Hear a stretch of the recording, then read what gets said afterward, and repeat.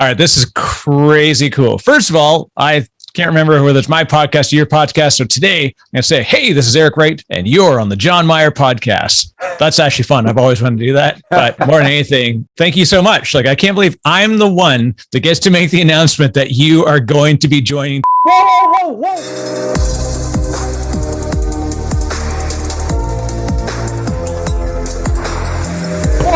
Whoa, settle it down there, man. We're not announcing it now. Oh no. I sure hope we didn't do this live. Well, that is going to be out. All right. Well, let's start that again. All right. Whoa, wait a second. This is take two. I'm doing the recording because we're not trusting you for the Zoom recording, right? That's even better. Yeah. All right. No. Hey, this is Eric Wright, and you're on the John Myer podcast. We're on the Daily Tech Show. Wow, that was an awesome opening. I'm not sure if we should put that on yours or mine or both. That is freaking awesome. I guess we're doing the recording for me since this is take two. All right, whatever. It doesn't matter. We're going to record this and post it somewhere. That's it. So, wow, this is cool. Thank you very much for letting me jump on. I've been excited about news that's coming, and I think for the folks that are listening and watching, one of the stories that I quickly want to relate is my own real, the history of making my move from the customer side of the world to joining a vendor. And actually, I did a recent career panel, and it was wild. And this is contextual to what we're about to talk about. I remembered going to events and doing things and seeing folks like yourself, John, who were like doing the thing. Like they were evangelists and advocates and leading vendor worlds. And like, this was my sort of dream. Like, could I do this thing? Could I become a technology evangelist? It seemed like this neat title. My friend Ken Hoy, who was at Rackspace at the time, actually, he's the one that kind of taught me what the title means and how it's both your passion and what you bring to enjoying technology and seeing what you can do with it, but also just to be such a consumer of things and be a great listener. And it was fantastic to be able to say that I could one day do this.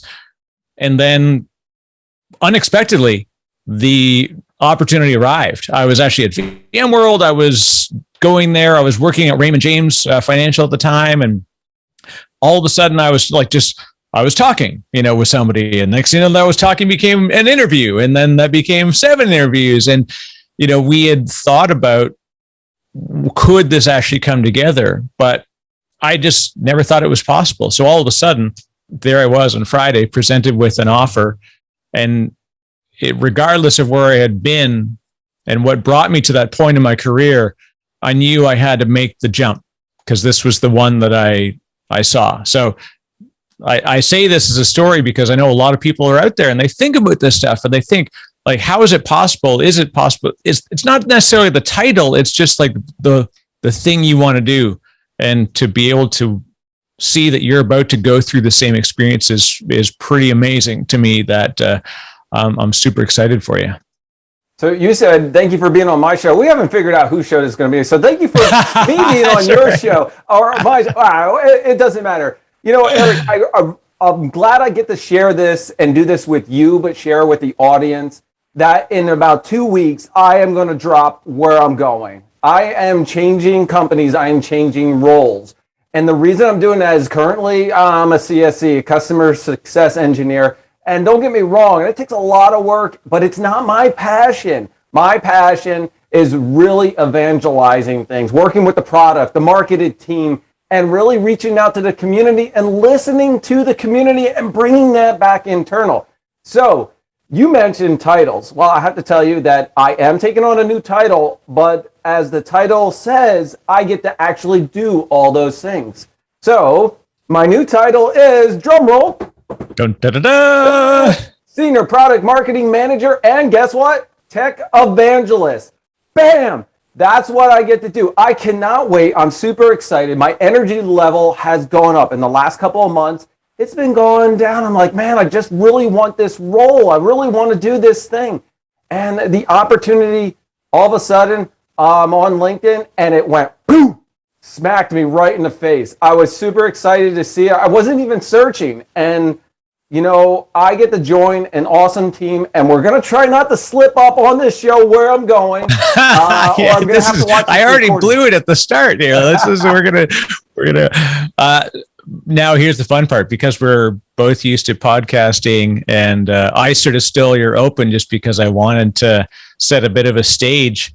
Your move to do this, and you know, we were on my podcast recently. We talked about personal growth and reinvention. You know, your love of being a creator, and we really have grown together. Like, I learn a ton from you all the time. It's been fantastic working together and learning how to do this craft that is podcasting, and also just like learning video fun, and like making it fun is what makes it worth doing.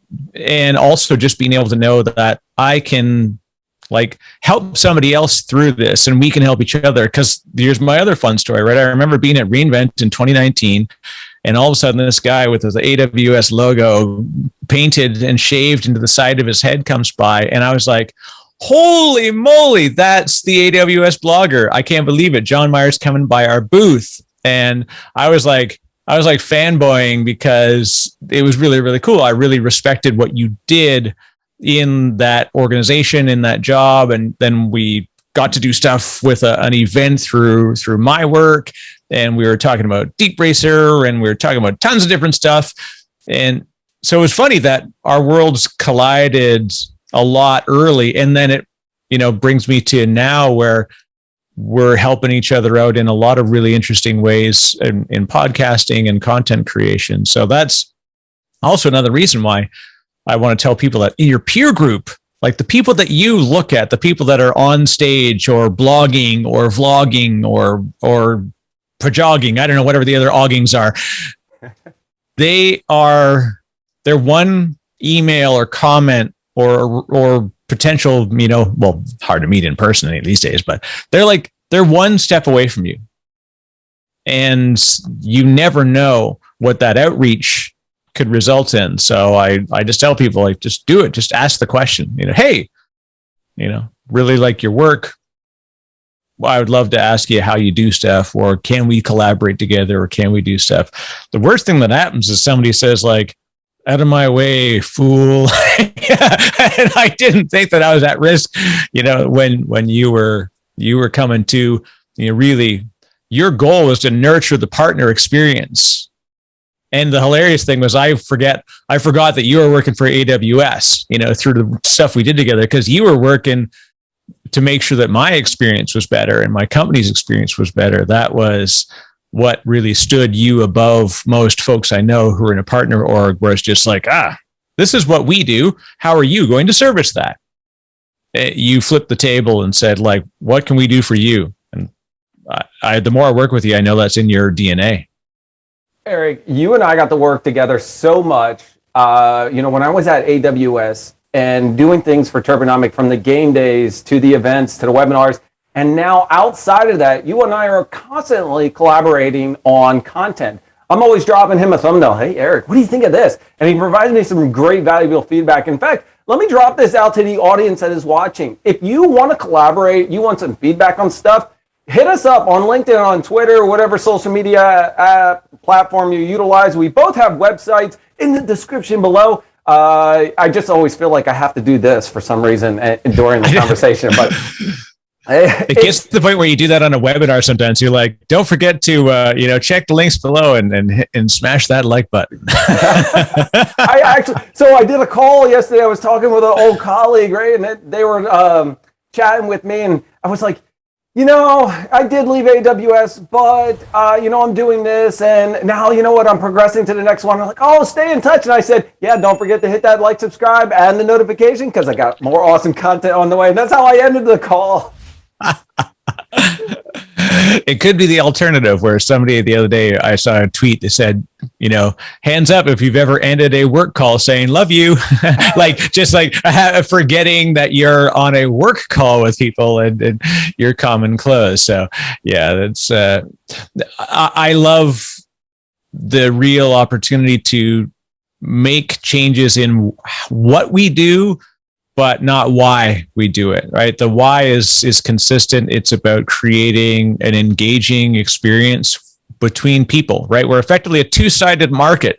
One side is you're the proxy to products and company and being able to say like, hey, we do fantastically cool technology stuff, but then to relate it to the customer experience.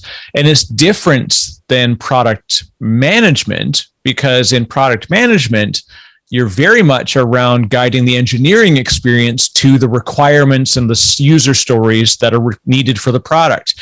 So your proxy, while you're customer facing, or hopefully should be, is that you're actually one step close to engineering.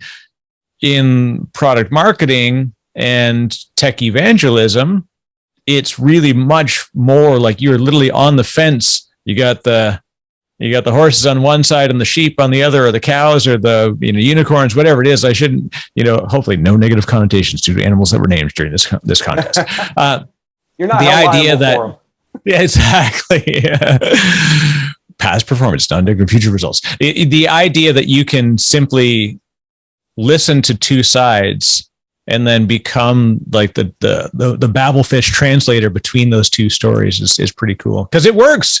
It really works, because you have the advantage too that you're not in sales. You're not building the product directly. So you really are like a negotiator between the true experience on both sides. So cool. I mean, anyways, I'm as a person that has the job of being an evangelist. So that's actually, it's always fun when you say I'm the evangelist I'm an evangelist for a company now. It's cool that you can see this and growing a team and doing other things. So anyways, I'm living the dream. Yeah. It's not easy.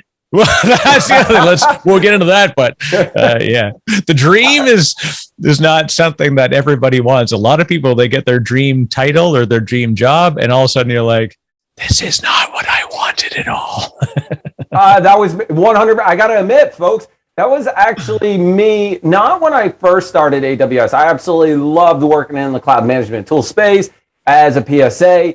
But as things transitioned over the past year with me being there, I felt a different passion, a different calling. I was able to work with customers more. I was able on speaking engagements, demos, POCs, those things, really working hand in hand with the customer and being able to provide value and content through blog posts, maybe a speaking session. That started to come about. And, when I left AWS, that was the whole premise. For me to join a company and be the evangelist. I actually pitched that idea to them. I was like, listen, I want to be the evangelist for your company. And they're like, okay, 6 to 9 months, you learn the product and move over. Well, unfortunately, things changed a little bit. They went a different direction, and it's not going to come up for another 12 to 18 months. And if you know me, I'm not one to wait around and do something I'm not passionate about. I just went in, I was like, all right, so we're not changing. Okay, maybe we can figure something out. And then all of a sudden on LinkedIn, this role popped up, and it was calling my name.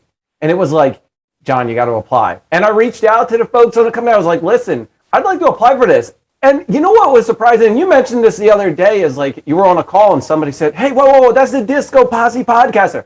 Well, they knew me. They actually felt like I was part of the company already. They felt like they knew me from previous experience. I was like, this is so surreal. I mean, I don't think of myself as somebody that's well known. I just love doing this stuff and bringing it. So now that I get to do it full time, it is my passion. It's going to be driving my creativity. I'm already thinking of some awesome things to share with people. It's going through the roof, and I cannot wait to start. Don't forget, folks, in 2 weeks, I will announce it. I'm working on a few folks to collaborate, maybe make it a big announcement. Maybe I'll drop it right before reInvent, which I'm hoping to be at. So stay tuned for that. Nice. All right. I got to get my things. There's our cut line. Be back in 1 minute.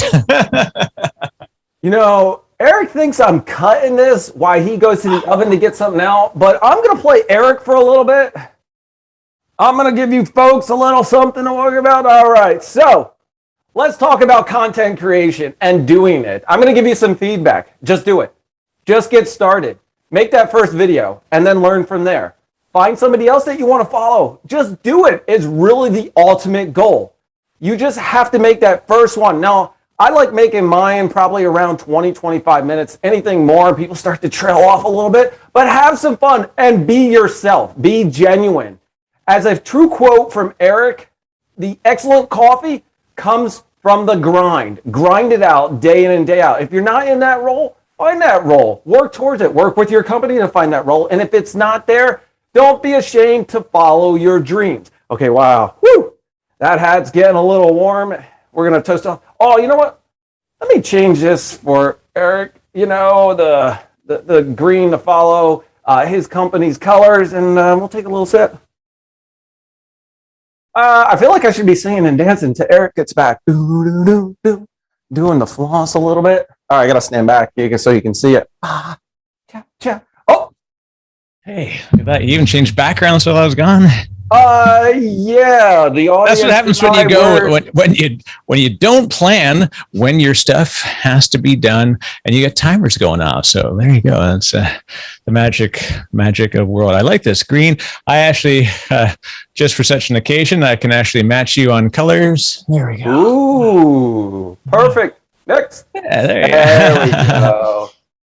I have a lot of green attire, as you can tell, given that I've got green pens, I got green everything. So this is the joys of working where I work. And of course, due to recent changes, I get to bluify my stuff. So there we go. I got to tell you that the audience and I were doing some things, and it's making the recording.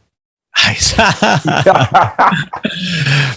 Now, obviously, it's tough because we can't share the exact story of the announcement. But if you were to think of leading somebody through this change and following their passion, because this is every once in a while somebody says like never go with a passion project because it never pays. The trick is it's not true. It's just that you have to redefine your passion. If your passion is that you want to, draw pictures of cats on Post-it notes and then sell them as NFTs, I'm not saying that that's not a bad idea. I'm just saying unless you got a big audience like Gary Vee, it may not work out in your favor. But when you see something that you know that you can pour yourself into, it's different. And it may not be the thing, sometimes the thing comes along and that's cool. But it's the idea that move towards the thing that contains what you're passionate about. Because here's the fun part, right? I'm going to say it's not easy. Like nothing is. If it was easy, it wouldn't be worth it. If mountains were flat, no one would care about K2. Tough to do, and they do it. So doing this job, a lot of people, when they said like, oh, you get to be a tech evangelist, what does that mean? Like you get to go and I was doing speaking at events and stuff like that already. So they're like, oh, it's great. You get to do that full time. Like, there's like a ton of other stuff. It's not like my side hustle that I'm doing like 4 hours a day in my own time is suddenly I have a 4-hour workday. Like, no, I have a 12-hour workday because I'm still independently minded. And I got to learn the technology, learn the customer ecosystem, learn the stories, learn techniques of product marketing, map it out, and then just listen to both sides of the organization. It's anybody who thinks it's a professional speaking gig, like, good luck. Come on over, be an evangelist for about a month. And most people are like, I'm out, tapped out. I can't do it. It's a lot of work. Everybody that you see did not become famous yesterday. They worked at it.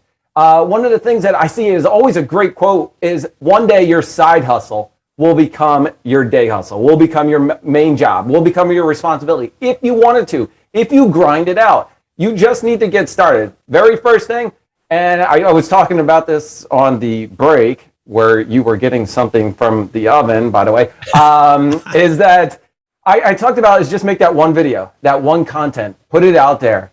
And then when you get to the next one, make one change. You don't like it? Improve one change. I have different software. Eric and I use different things to really create the end product. Our whole goal is to learn one new technique from one of those a day.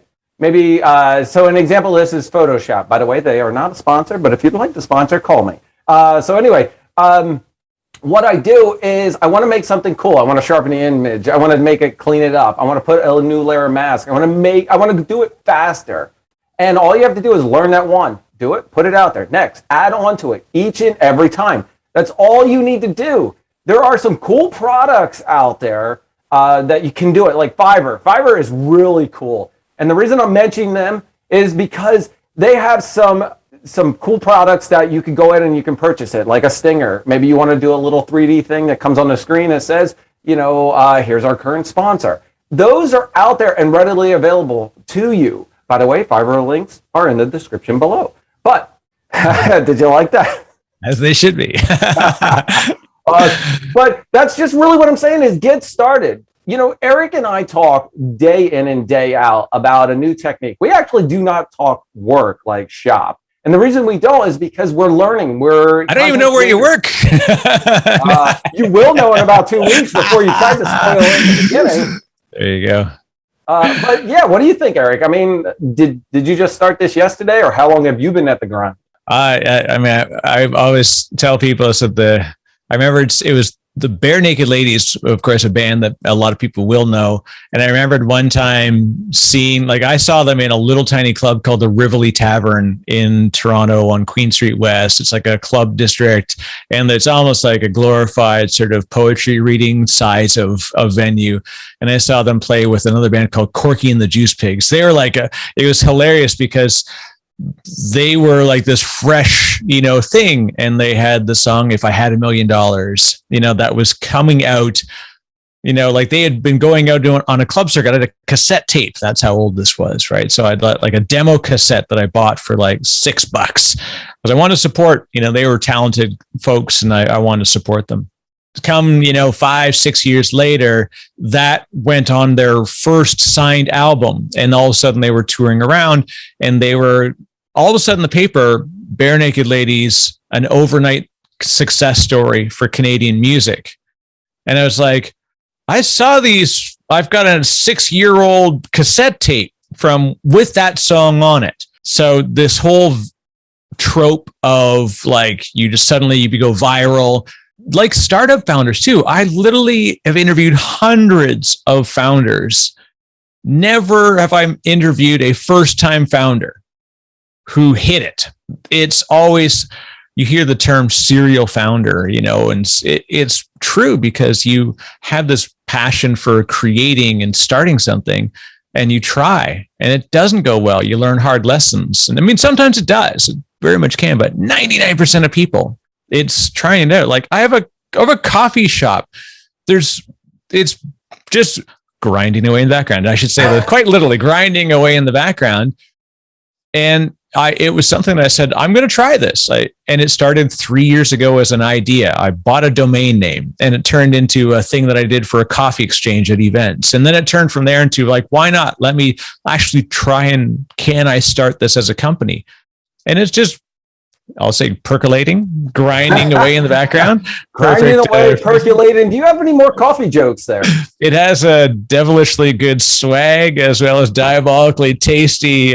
So this story of Diabolical Coffee one day will be like, oh yeah, this guy just started up a coffee company and suddenly it's got this run rate business. That's not how it started. It started with me just knowing I'm going to probably lose money for a while doing this. And it's working out that now it's stabilized and it's, something that I can keep and I can grow. And same with the podcast. I think at the day that we're recording this, I just published episode 191 or something like that. Or I have up until the 200th episode. Actually, it's going to be one that I'm recording next week. So it's wild. So now all of a sudden people go back in your history and they find something you did. So this whole, the grind is real. And I'm not talking to Gary V, like you need to be, if you're sleeping, you're dying. Like that's not, I don't need to wake up at 4:30 in the morning like Jocko Willink. God bless you, Jocko. I love you. But you know, when I look at my watch, if I took a picture of my watch every day for Instagram, it would say 7:06. I'm like, that's enough for me. It's just the fact that you do something and you notch away at it.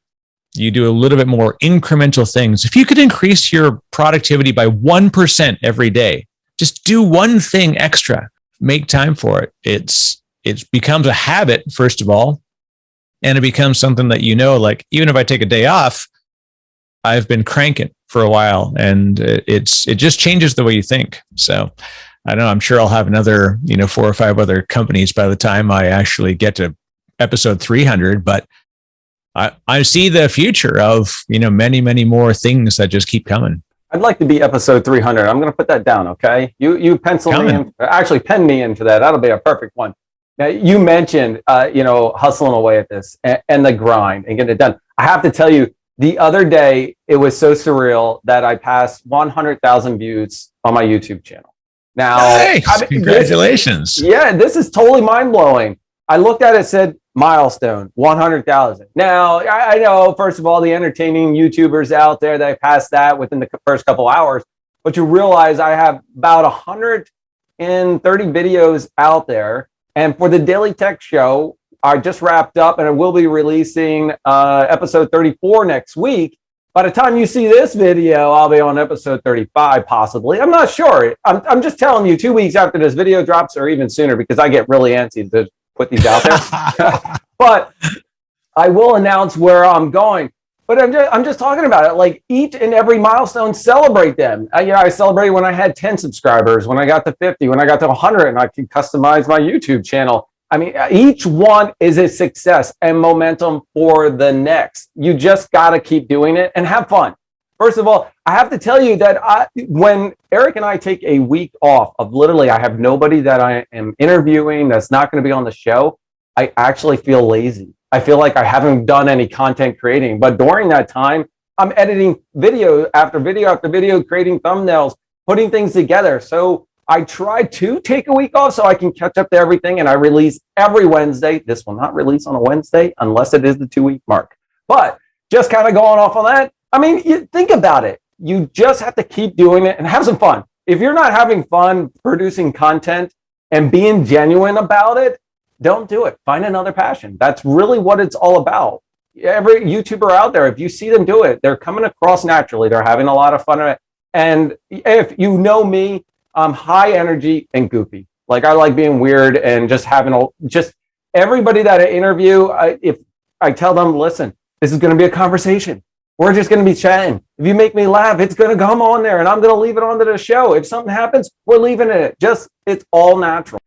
And the thing that happens as well is you take the techniques you learn from one area and you apply them to another. So like I'd learned about, I'd naturally through blogging learned storytelling, and that made it easier for me to be able to be a public speaker and to be able to be compelling in relating a story to people. And then I was always curious. And so a guy that I worked with, my friend Ian, he's founder of a company called Radical.io. He's a really fantastic human, somebody who I learned a ton from, and he doesn't even realize how much he influenced a lot of my life. We were roommates for a long time. We worked at a shoe repair together for a lot of years. And we had a guy come in from a radio station, and I listened to the radio station and I knew a lot about music. And so I was just talking to this guy and I was like, I'm always curious, like, what's your office experience like? Do you know how much time do you spend in front of artists and how much time? And he was in the store for like 40 minutes. And when he leaves, I was like, that was really cool. My friend Ian's like, you should be an interviewer because it was really wild to watch how you asked him stuff. And he was like excited to like skip work and answer some weird cobbler asking questions about their life in radio.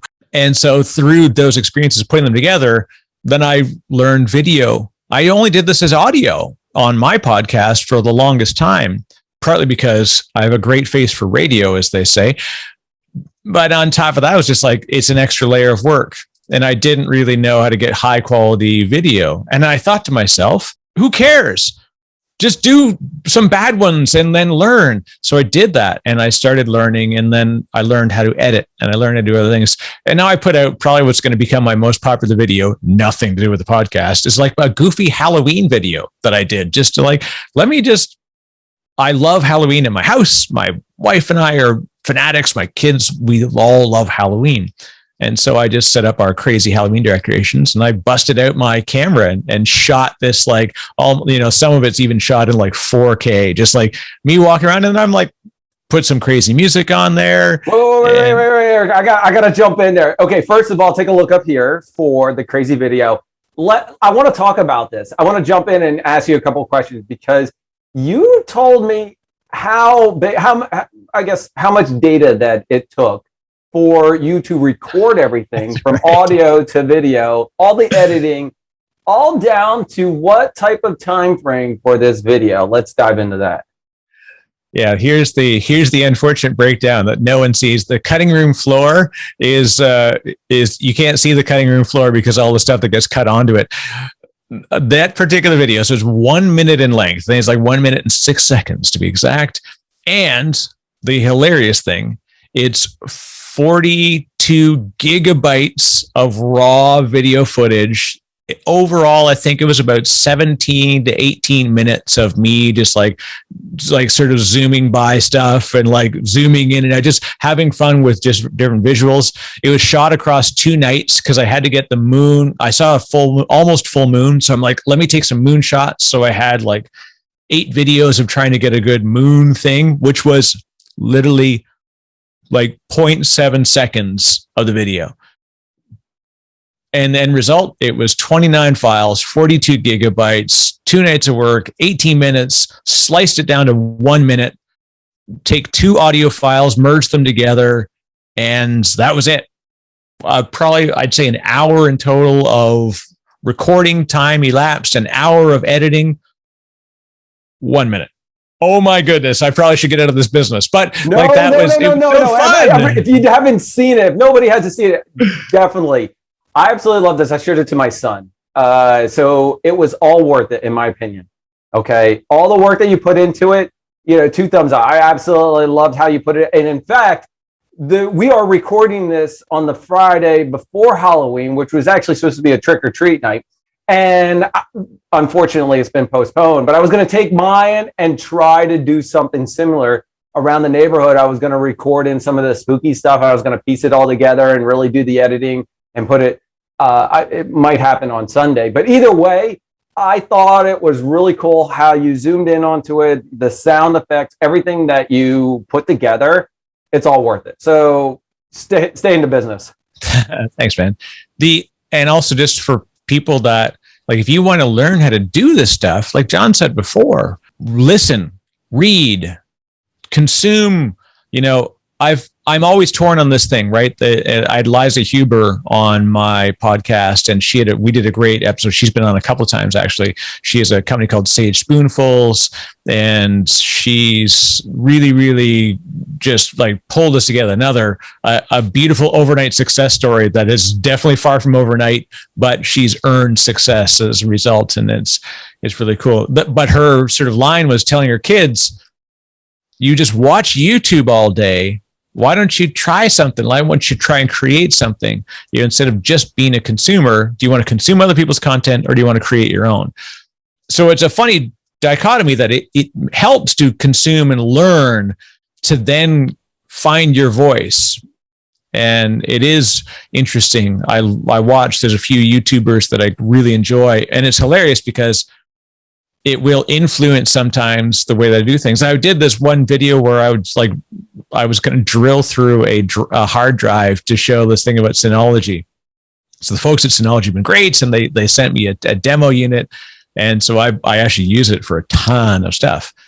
And so I had this crazy idea, and I was like, it's going to be like high energy and rock and roll and me drilling through things like just for fun. And then I was watching another style of content for a bit, and I was like, I completely changed how I was going to do this. And that, like, my big momentous thing of me drilling through the hard drive was literally like 0.2 seconds of the shot. But in the end, it didn't service the story. And just like your career and just like your family, what is what you're doing now servicing the story and moving the story forward?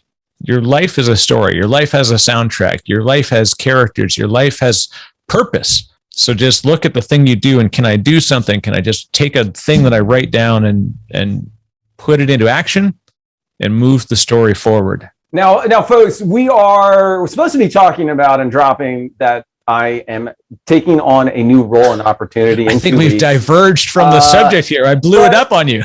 But like traditional podcasters, we're talking and we're just chatting in general. So don't worry. I went off topic, and I'm going to continue to go off topic because in 2 weeks, I'm going to let everybody know I'm finally taking on the role that I'm super passionate about. And I cannot wait to share it with everybody. So stay tuned for that. Now, Eric, I got to talk to you a little bit about all the time that you put in for that Halloween video. Back in April, I had the opportunity for AWS to announce the 15-year anniversary of S3. It was by far this video. I love it. It was by far the greatest privilege that the marketing team reached out to me, and they saw me on LinkedIn. The guy's like, "That's the guy from reInvent with the thing in his hair. I want him to do a video." So, they reached out internally on Slack, and they're like, "John, I want you to put a video together to announce it." I said, "Okay. Do you have any stipulations?" "No. Be creative." I was like, "Seriously? I can be creative? Are you sure? Because you're opening the door to a lot." He's like, "Yeah." I was like, "Gotcha." So folks, I'm going to put a link up here, the usual stuff. It's going to be up in this little corner to the announcement of Amazon S3. Don't worry, folks. It is awesome. Guess what? It's just barely over a minute video. It took me 16 hours to record, 40 plus hours to edit this 1 minute, 15-second video announcing it. And I'm not going to spoil it, but the pie was great. So the hilarious thing is, even no matter how much stuff we do with this stuff, it's funny that, like I still forget which side the subscribe button shows up in the videos. But I think that's the genuineness with how you approach that. Really, it came through, and wow, we have to slice and dice and edit out so much stuff. It really just the energy comes through, the passion comes through, and this is why in your jobs, as people take on new things, that's really what happens. Is even though it seems thankless that you put all this effort into a blog or a report for your CIO or for somebody, or a piece of code that you wrote, and you're super excited, and then it just becomes a function in a giant system that you get zero thanks for in the end. But the fact that you poured yourself into this process, sorry, I'm Canadian, I say process. The fact that you did that, and then even better that you could bring a peer through that experience with you, I think that's the passion gets felt and it gets noticed. I mean, that's the thing. These things, they do get noticed. But if you don't do it, it won't get noticed. If you don't create something, it won't get read. If you don't do bad videos, you'll never get to good videos. I tell my older kids this. My daughter, she's a neo-professional snowboarder. She was on the Ontario provincial team. That's a thing up north. They're called provinces instead of states, just in case most people are not from the US here. And I remember telling her early on, I was like, watching videos of people snowboarding isn't going to make you better at snowboarding. Getting up on the hill and crashing and doing the thing the hard way. It's building muscle memory. You can't build muscle memory with your eyes. And she poured herself into it and was 8th overall in Canada in the rankings. So it worked out, with grinding, with effort, with unseen hours of labor, and with turning passion into something that, ultimately got her partial scholarships and things like that. So it's there to be had, and it's there to be taken. And ultimately that's what it is sometimes you got to just take it, not in the sense of steal food from the counter, but just take a thing. You've got a peer, somebody else in your company is you respect and you see what they do, just ask them. The same way that somebody came to you and said, like, I got a question. How did you write that function? Like for that thing, I noticed it. And I was like, I want to learn how to do that. And all of a sudden you're like, oh, this is cool. I can help somebody else. That's why we do all this stuff. At least that's why I do it. I don't know. Most people are just like, whatever, dude, I do this for me. Like, obviously there's a me benefit to it, but if I can help somebody else, that's the real thing that I learn from. The stuff we do when somebody sees it and they're like, oh, thank you so much. That thank you, that like, that subscribe, that makes us really engaged and more passionate to create this awesome content and to keep doing it, connecting with the community, connecting with everybody that's either commenting or somebody that reached out to you. Hey, I want to be on your show. That is a surreal feeling that you get, that you're actually making great content. Something that you and I were joking about the other day. We were talking about how long it took for something to come about. And in fact, this role was taking just a little bit. And you were like, hey, good things come to those who wait. And my response was, hell no. Good things come to those who grind it out. So there you go. Grind. Yeah. All right, folks, this has been the Daily Tech Show. I'm your host, Sean. Wait a second. Do you want to do the closer? First of all, I'm going to call you out. This is not a daily show. Well, okay. Okay, we're not ending it because that's all right. Let me explain the whole thing about the Daily Tech Show. No, this is not the Daily Show. Eric, how many times do I release a week approximately? It's between 1 and 3. You actually have, but never less than 1 for sure. But yeah, it's when I saw you come with daily as a title, I was like, good on you, son. This one's good luck, and may your God go with you, because this is not an easy task. It's the spirit, not the calendar that we look at, though. Yeah, actually, that's true. So think about it. When I created the Daily Tech Show, I want to do this daily. So I purchased the domain, and I thought in the future that when I do this daily, I do not have to change anything. So while this is the weekly, bi-weekly, whatever tech show, we do release 1 to 2, maybe sometimes 3 a week. And this one might come out as the 3rd, as a surprise episode to announce my new role. But don't worry, I will not spoil it on the show like Eric did in the beginning. But I want to do this daily. So now I have the Daily Tech Show. And guess what? In a couple of years, maybe even sooner than that, when you're like, oh, the Daily Tech Show, this guy's on every day at 9 o'clock. Let's listen to him. That's what I inspired to do. So thanks for calling me out, but I will get there. And now I guess because I'm supposed to do I did your opener, so I think it's time that I do the closer, so I can say, there you go, folks. This is it. Make sure you hit that subscribe button. You hit that like button. You keep in touch with us. Click the links above. Click the links below. Stay in touch. Go to johnmyer.com. See what's happening, because there's lots more coming. There's great announcements. There's great stuff coming. Visit our sponsors. And more than anything, have a great day.